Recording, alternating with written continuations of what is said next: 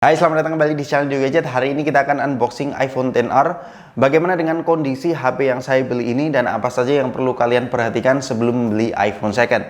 Yuk kita bahas dari unboxingnya terlebih dahulu. Dari proses unboxingnya, ini full set, tapi saya tidak pernah menggunakan charging yang ada di dalam iPhone second ya, karena saya lebih percaya dengan charging yang saya beli meskipun bukan original Apple, tapi third party seperti Ugreen, Aoki, dan Anker itu lebih terjangkau dan aman untuk iPhone kalian. Setelah unboxing, hal pertama yang perlu kalian cek adalah fisiknya. Jadi iPhone XR yang saya beli ini termasuk bagus ya, kondisi fisiknya bisa dibilang 97% ya. Baik dari framenya tidak ada dent dan scratch sama sekali. Kemudian bagian back cover dan layarnya masih terbilang rapat, ini tidak ada bekas pernah dibongkar. Overall saya cukup puas dengan kondisi fisik dari iPhone XR yang saya beli ini. Kemudian dari fisiknya sudah, sekarang hal kedua yaitu adalah sinyal dan IMEI-nya. Untuk sinyalnya saya selalu melakukan dua ritual, di mana ritual pertama adalah reset pabrik atau kembalikan ke settingan awal. Ini berfungsi untuk menghilangkan file-file dari pengguna sebelumnya dan untuk mengetes sinyalnya muncul atau tidak. Dan ternyata setelah saya reset pabrik itu sinyalnya normal dan muncul ya. Kemudian ritual kedua adalah update iOS. Update iOS ini penting karena beberapa device itu setelah diupdate iOS itu sinyalnya tidak aktif lagi. Tapi ini aman ya iPhone XR yang saya beli ini. Jadi dua ritual sudah lolos. Kemudian hal selanjutnya adalah IMEI-nya. Untuk IMEI-nya iPhone XR yang saya beli ini sayangnya tidak terdaftar di Kemenperin ya.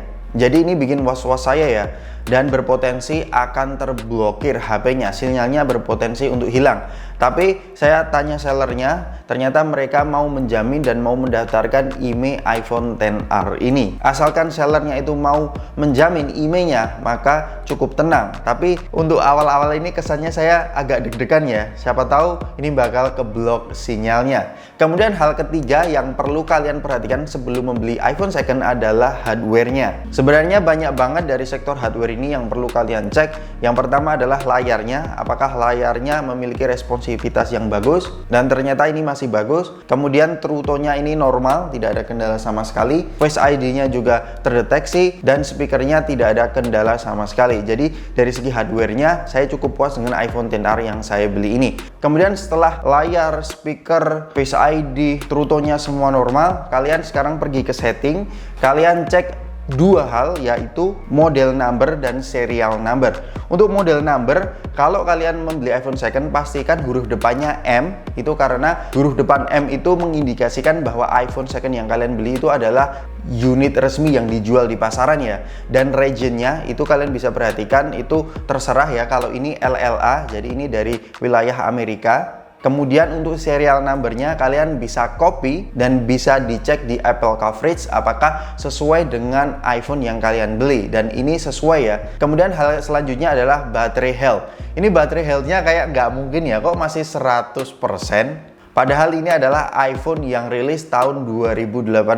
Sepertinya ini pernah diganti atau kalau enggak disuntik. Yuk kita cek di hal keempat, yaitu cek di TrueTools. Meskipun TrueTools ini bukan barometer pasti untuk mengecek iPhone second, tapi ada beberapa hal yang perlu kalian lihat ya. Yang pertama, produksi iPhone second yang kalian beli itu tahun berapa? Kemudian komponen di bagian kanannya apakah pernah diganti, apakah ada yang error atau tidak. Baterai health-nya apakah sesuai dengan apa yang kalian lihat di HP, dan charging time-nya atau berapa kali HP-nya dicas. Ternyata ini sepertinya tidak mungkin ya 100% dan baru dicas 9 kali. Ada potensi iPhone XR ini disuntik. Tapi dari TrueTools ini mungkin dari skornya cukup bagus, tapi yang saya curiga adalah dari baterai health-nya 100% dan charging time-nya hanya 9 kali.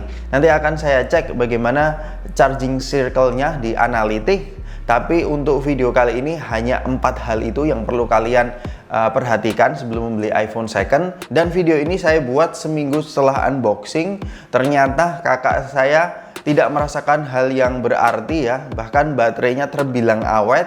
Yang saya khawatirkan hanya satu, masalah IMEI-nya saja dari iPhone XR yang kita beli ini. Jadi itu tadi adalah unboxing dari kami di Dewi Gadget mengenai iPhone XR dan apa saja yang perlu kalian ketahui sebelum membeli iPhone second. Stay tune di channel Dewi Gadget ini untuk mengetahui dunia pergadgetan, smartphone, apalagi Android atau iPhone. Sampai ketemu di video selanjutnya. Peace out.